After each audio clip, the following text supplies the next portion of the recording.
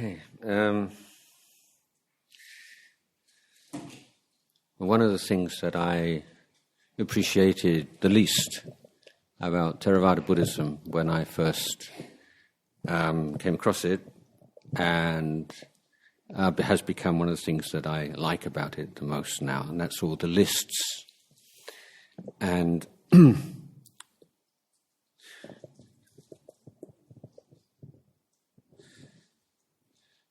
of course, one of the frustrating things, I think, for many people in practice of meditation, Buddhist meditation, is how difficult it is to have any clear idea of how much progress you're making.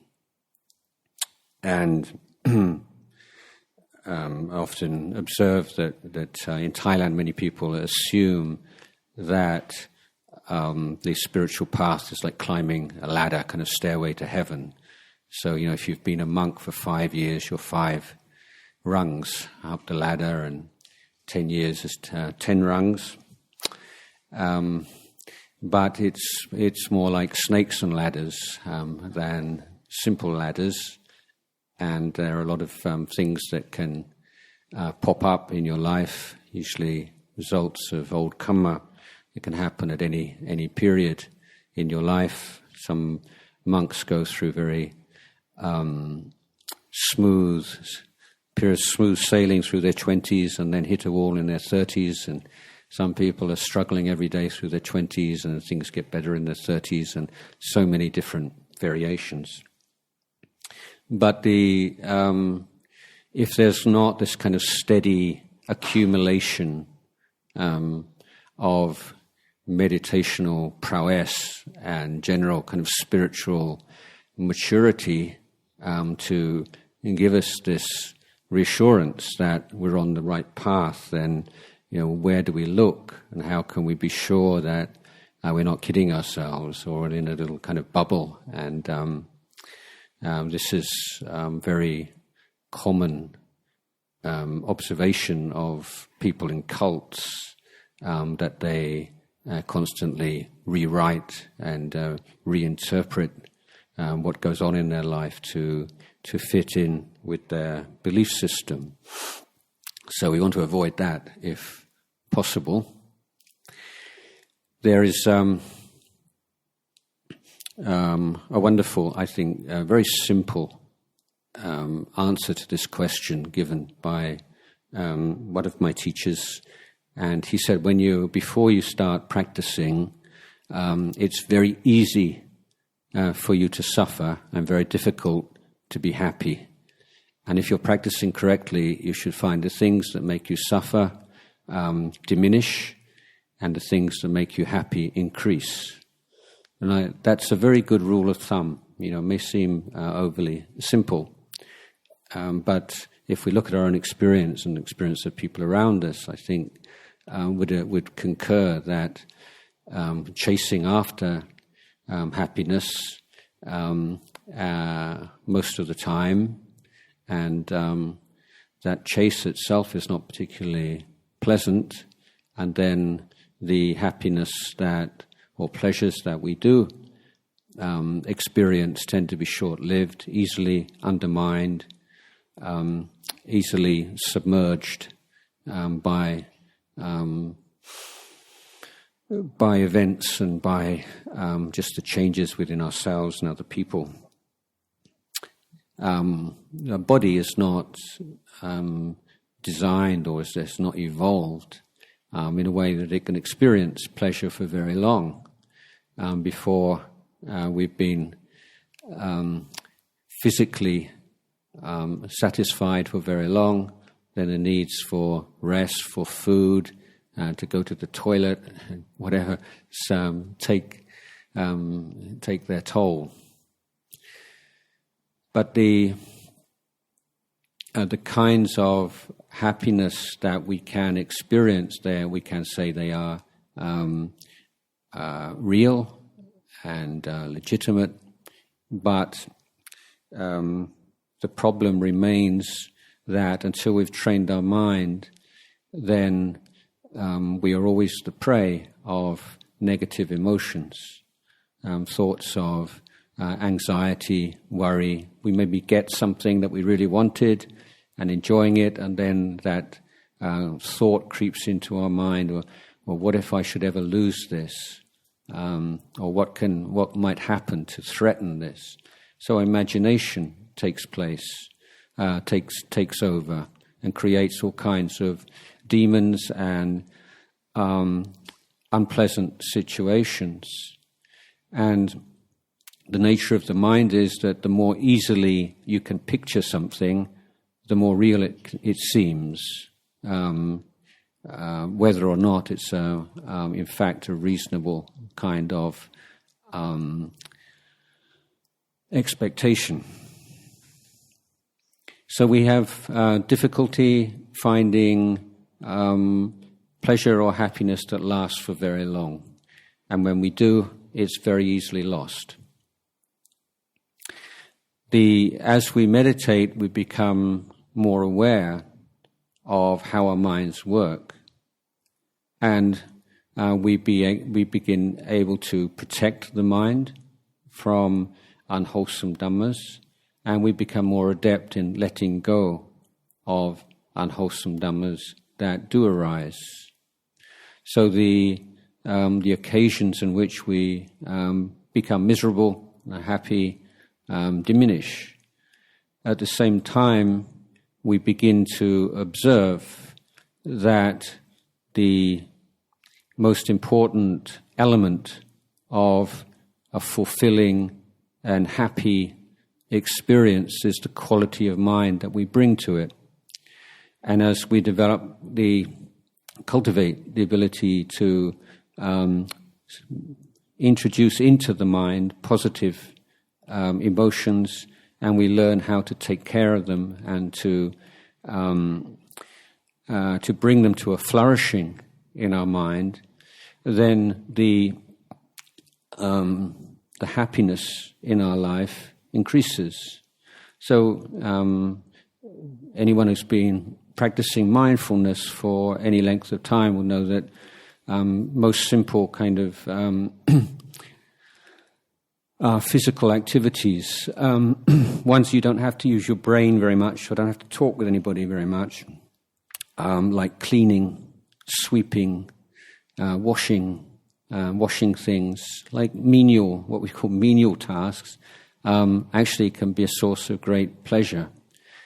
And the work that monks do in monasteries is almost all, well, until very recently, menial jobs. We do a lot of sweeping and cleaning and polishing and all these kinds of things because it's really, really enjoyable when you can let go of negative emotions and not wanting to do things like that.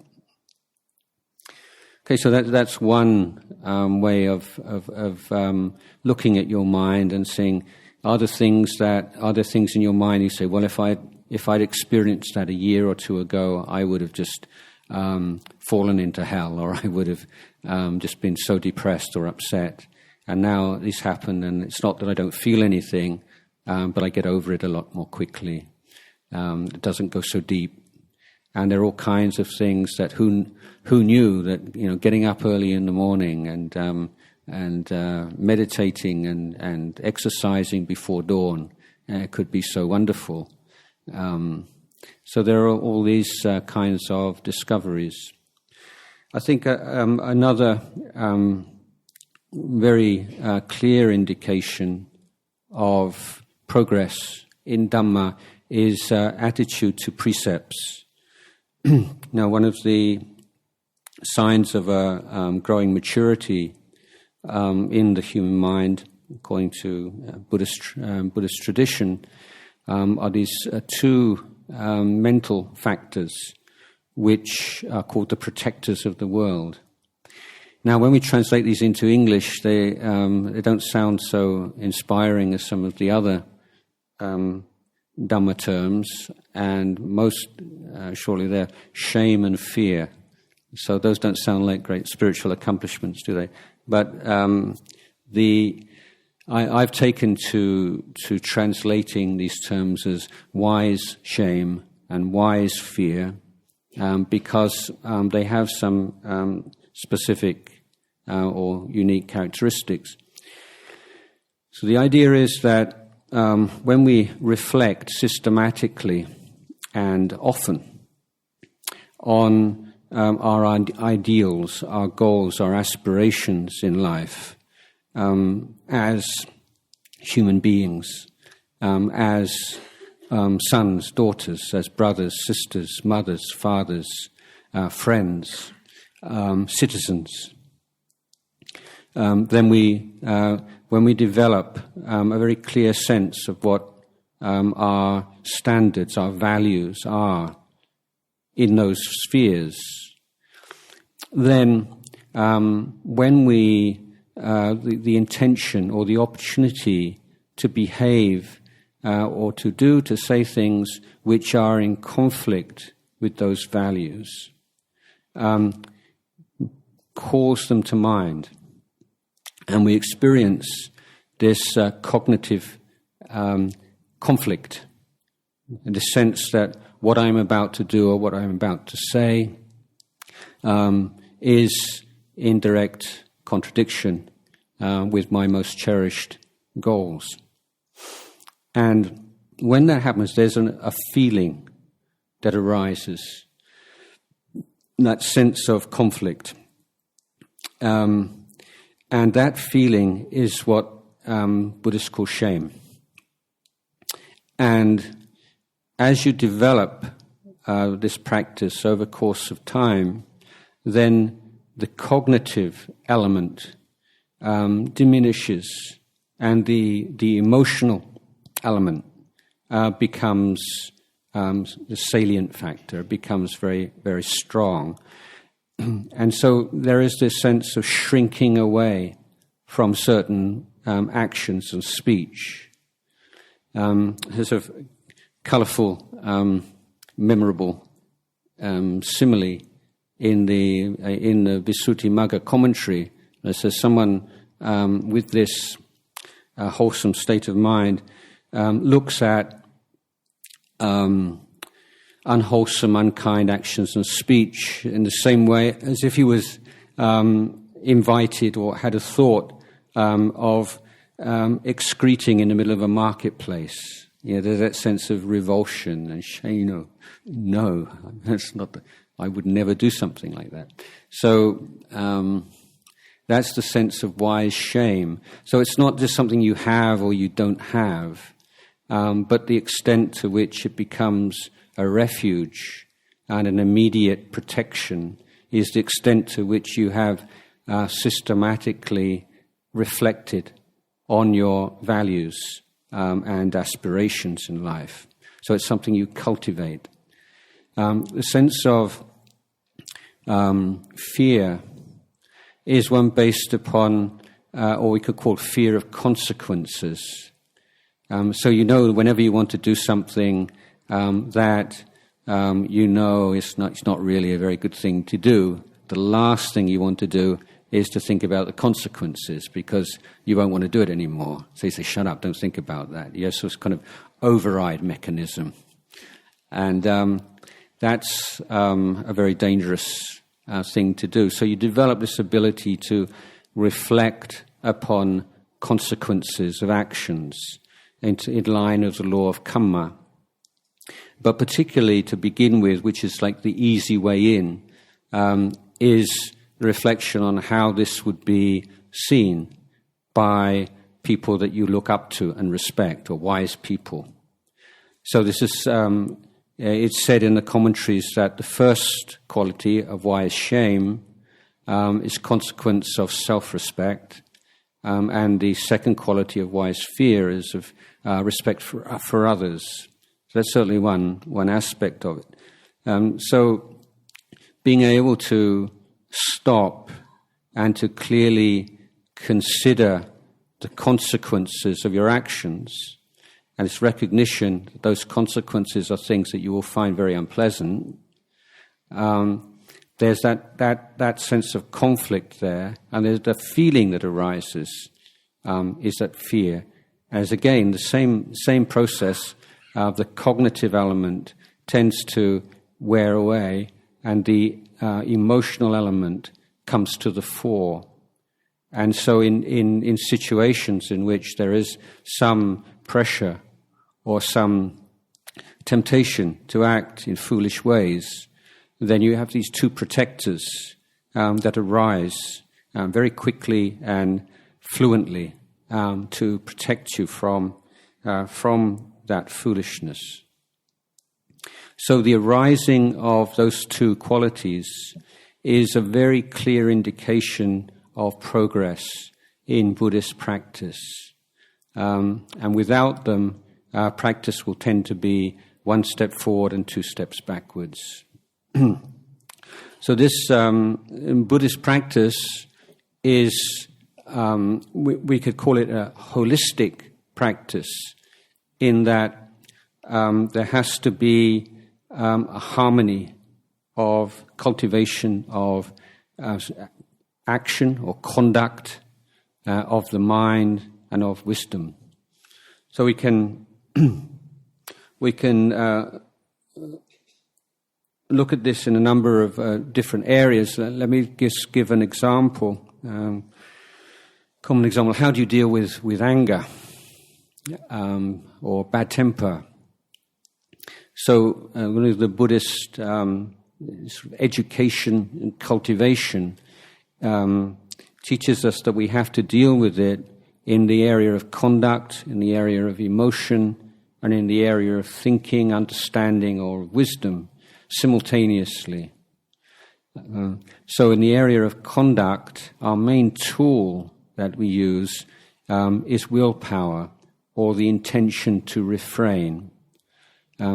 So we can't, as an act of will, decide that now I'm going to be a Buddhist, I'm going to love everybody, I'm going to look on everybody as brothers and sisters and mothers and fathers, I'm never going to get angry ever again. You can't do it. Nobody can do that. You can't decide not to get angry. But you can decide not to act upon anger. And that is very realistic. It's not sort of idealistic, head in the clouds kind of mysticism. It's very practical.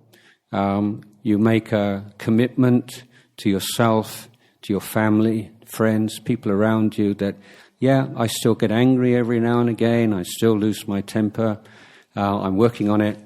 But I promise you that no matter how angry I get, I will not hurt you, either physically or verbally.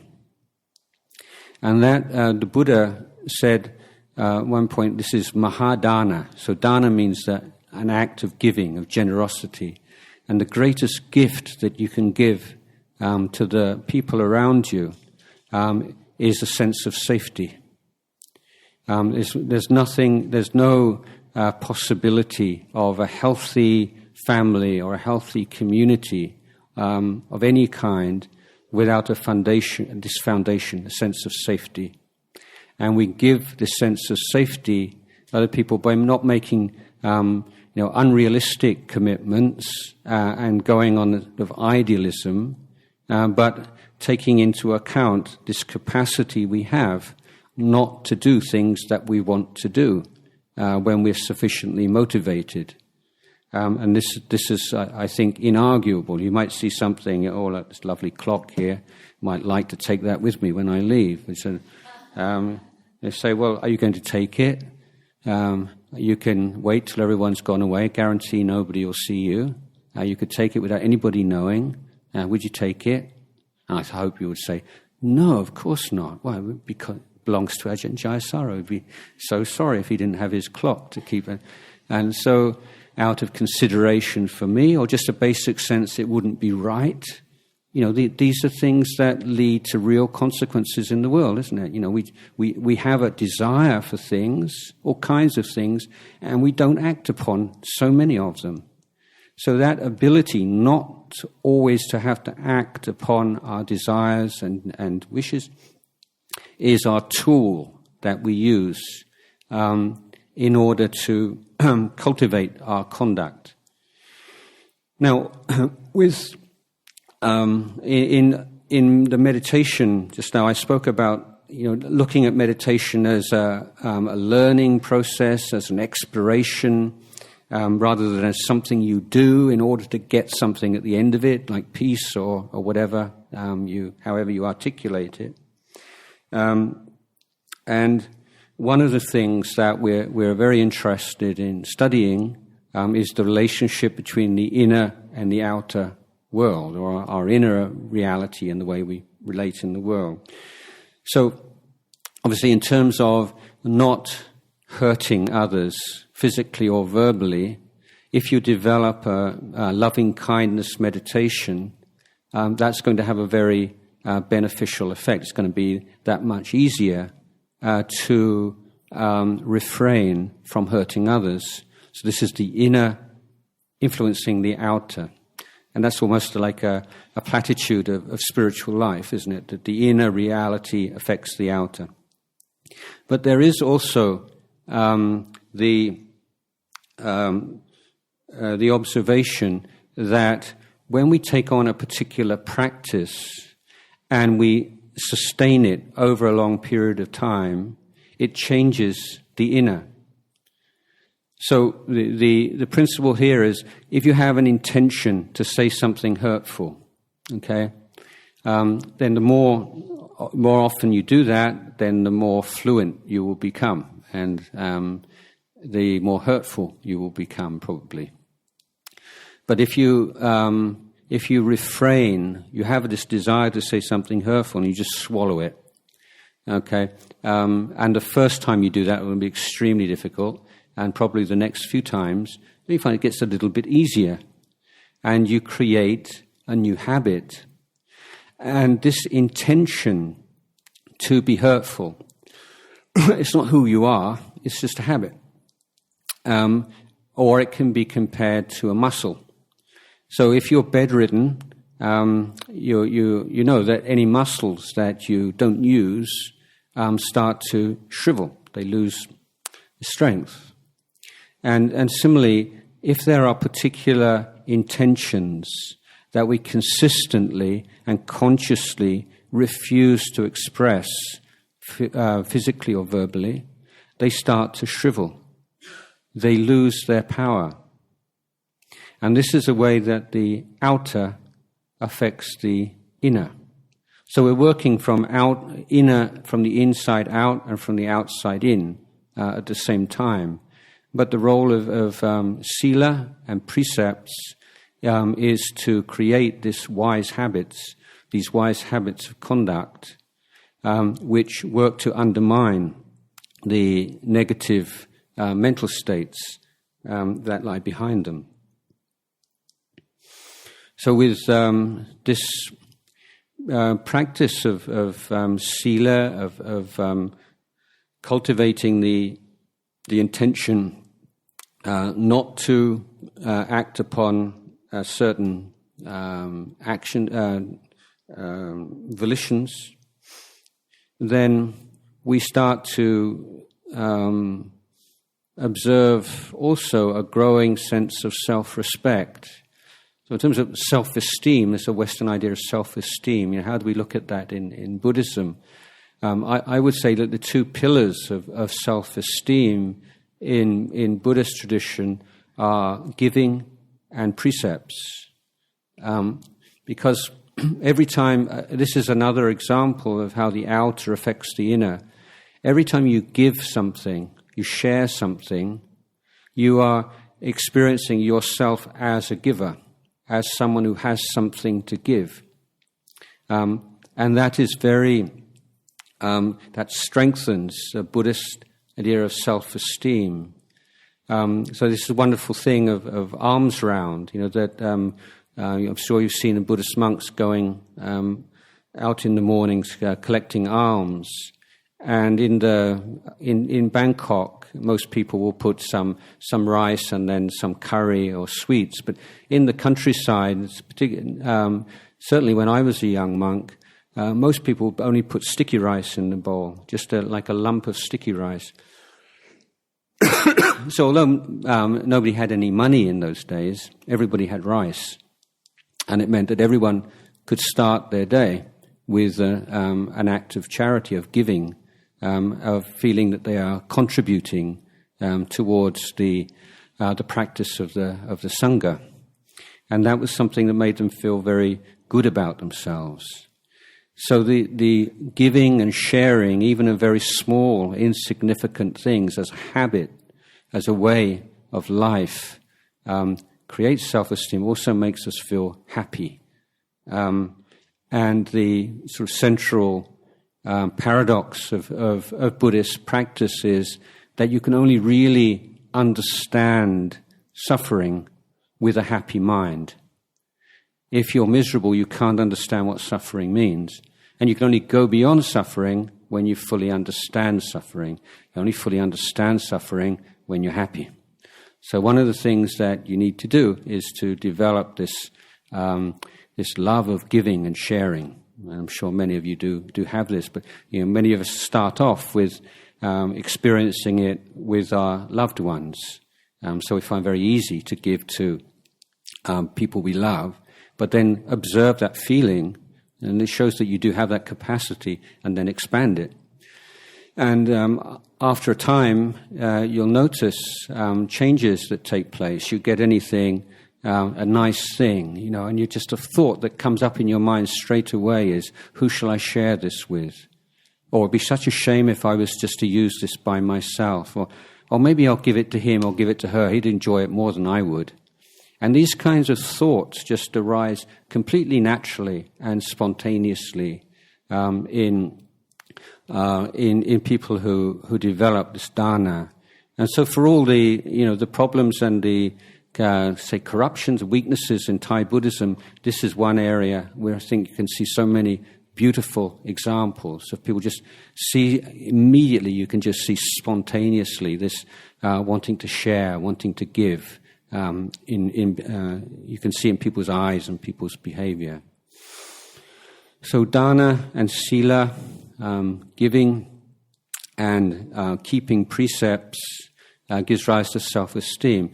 In this particular case of keeping precepts, what this means is that we voluntarily take upon ourselves certain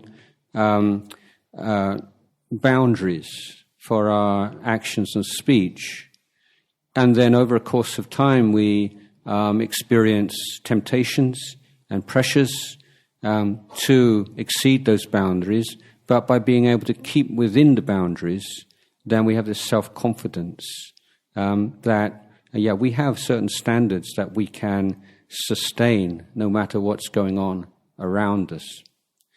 So going back to my example of anger here, so we've declared that no matter how angry we get, we're not going to express that and not going to hurt others. But that's not enough, is it? I mean, it prevents us creating heavy karma and creating even worse situations in our family and workplace. And it does, over a course of time, help to reduce the intensity of the anger. But there's still a lot more to do. And one of the most important qualities of mind that we need to develop, so this is in the emotional level. Now we're learning to develop these wholesome dhammas which directly counteract the unwholesome. One of the key ones, of course, is mindfulness. And mindfulness knows that we're present to what's going on in the body and mind and the significance of it. So it's not just mindfulness is not just being in the present moment, but there is that presence of this wise fear and wise shame accompanying it. If there isn't, then it's going to be wrong mindfulness or not a real mindfulness. So if we look at what happens when we get angry, I think you'll notice that there are certain warning signs, physical warning signs, certain tensions, and people have it in different parts of their body. Some people just are tensing in their hands or their arms or their necks, And just notice what your own pattern is, where that very first inkling that, just got this beginning of anger arising.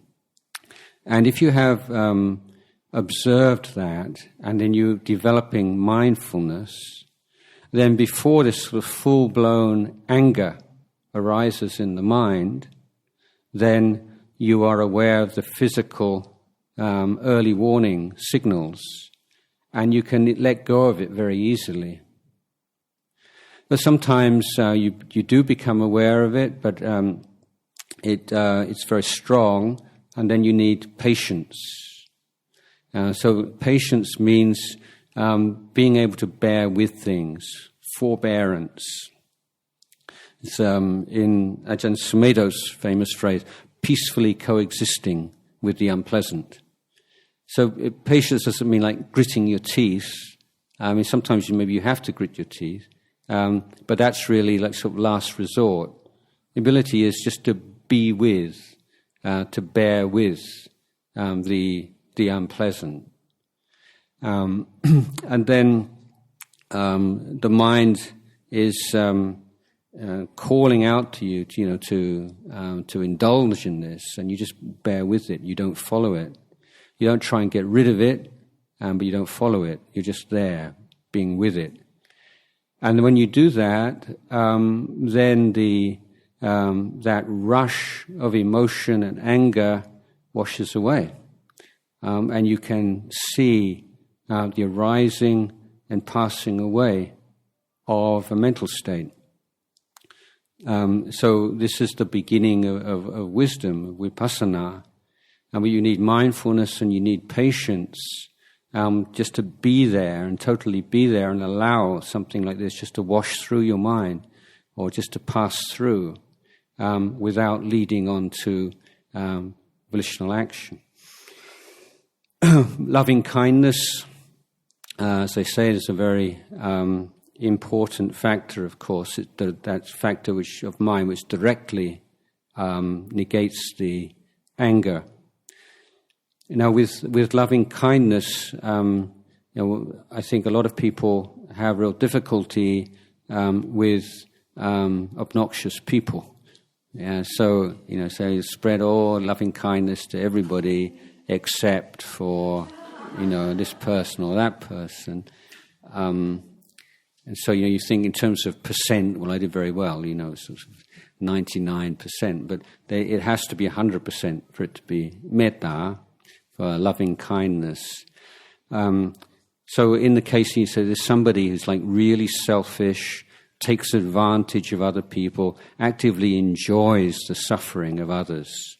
And you say, how could I possibly wish that person, may you be happy? I say, well, they're happy and making everybody else miserable. So if I wish them happy, then I'm therefore wishing everybody else to be miserable. So how does that work? But the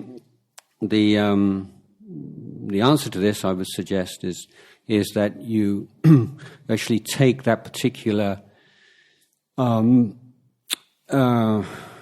personality trait or obnoxious feature, and you make that the focus of the metta. So if somebody who's very selfish, then you wish, may they know the happiness of unselfishness. Or if they're very cruel, they say, may they know the happiness of abandonment of cruelty.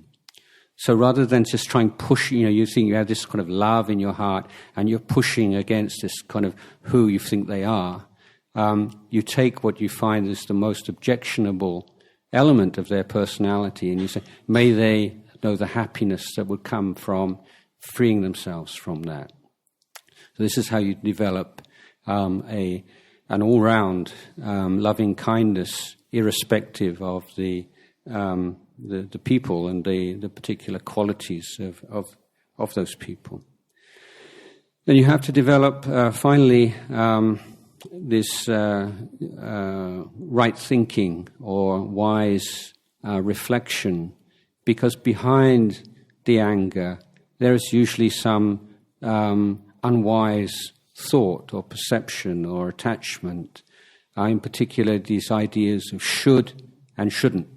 They're very big ones. Like, he should be like this. He shouldn't, or she should, she shouldn't, it should, it shouldn't. And those are sure doors into the realm of anger. When we think that things shouldn't be the way they are, people shouldn't have said the things they said, shouldn't have done the things they did. They should have done something else. They should be different people. They should be better than they are. That's the kind of thinking to be challenged in overcoming anger, because people act the way they do according to causes and conditions. When we get angry, we're assuming an agent, someone who does this, who is like this or isn't like that. But we can see from looking at our own minds that that's not really what's going on here. Even for someone who's trying to develop mindfulness and kindness and its good qualities, every now and again the mindfulness slips and all kinds of negative thoughts can come into the mind. You can think the most awful things, things you would never dream of acting upon, but they arise in your mind when you can arise in your mind very easily when you lose your awareness. So being angry with yourself or being angry with someone else is a bit like, the windows. Let's say the doors and windows here were open and a poisonous snake comes in. You don't say this is a bad room because it's got a snake in it.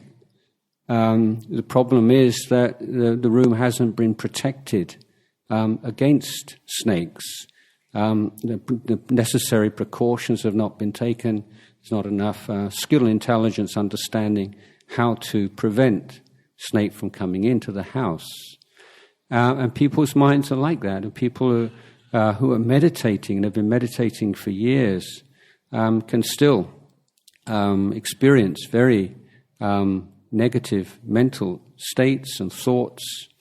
And so how much more so for people who've never sought to train their mind at all. So this is, I think, an important way of reducing anger in the mind by looking very closely at what happens when somebody behaves badly. What exactly is going on here? And the less you see it in terms of us and them, in terms of fully conscious, functioning agents, deliberately taking very unkind decisions and acting in unwholesome ways. See, it's a lot more complex. There's all causes and conditions involved. And that's not a denial of personal responsibility. That's at a different level. But in terms of the psychologically what's going on, this is a way that a certain amount of forgiveness can arise. So understanding how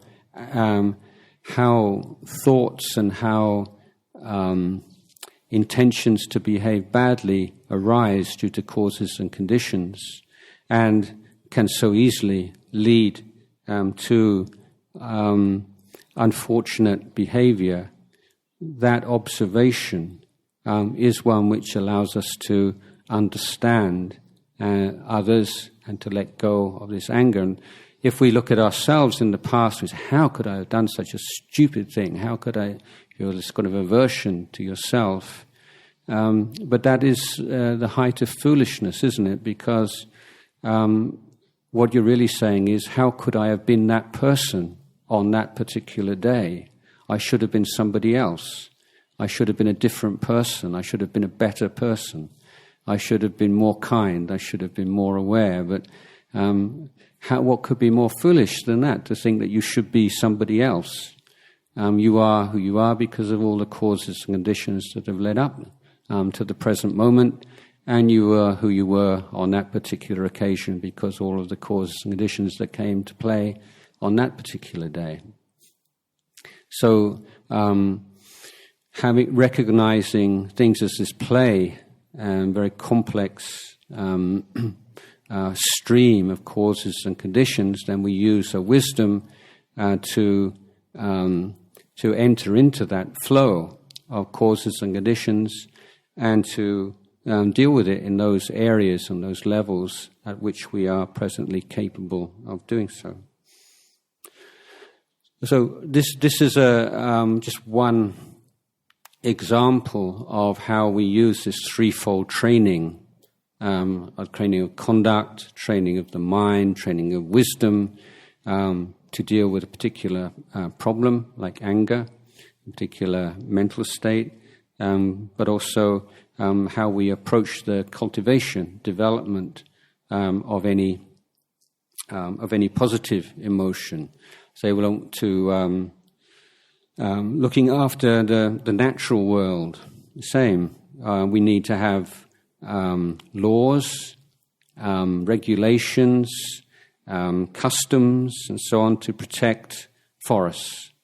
But we also need to cultivate a love of nature. Because stupid and negative things are a lot more easy to accomplish than wise and beautiful things. Like if we had 100 people in this room and we want silence, then every single person has to contribute to that silence. But if we want to make a noise, only one person is enough. And this is the same. And so before you can protect a forest, you have 100 houses. You have to have all 100 villages and all 100 families supporting you. If you have just one out of 100 house with a chainsaw, then your forest can disappear. So the good things in life and the wholesome things appear a lot more with a great difficulty than the negative and the difficult.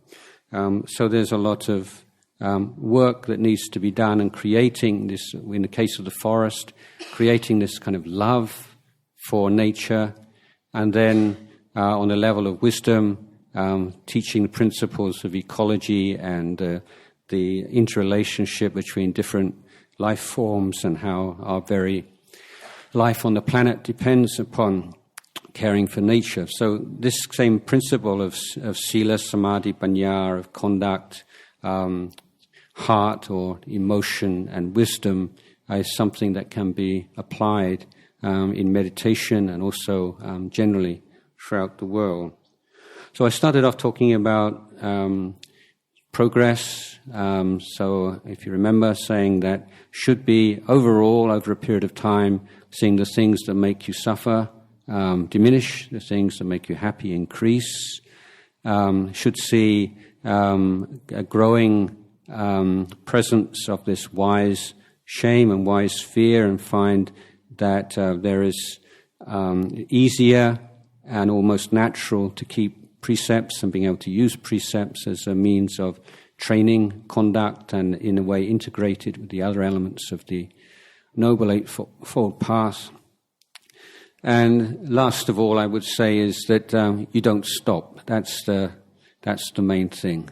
You know, as long as you just keep going, it's patience, endurance, consistency, and remember the commentary, the inner commentary that arises about your practice. That's not something outside of the practice. That's part of the practice. I tend to think this commentary, my meditation's going well, or my meditation's not going well, or in this and in that. That somehow it's like the commentator, in this sort of with the bird's eye view of the sports game. But in fact, that voice, that is just one more part of the whole flow. That's one of the things that you should be observing. So don't identify with the commentary. Okay, that's the talk this afternoon. Thank you.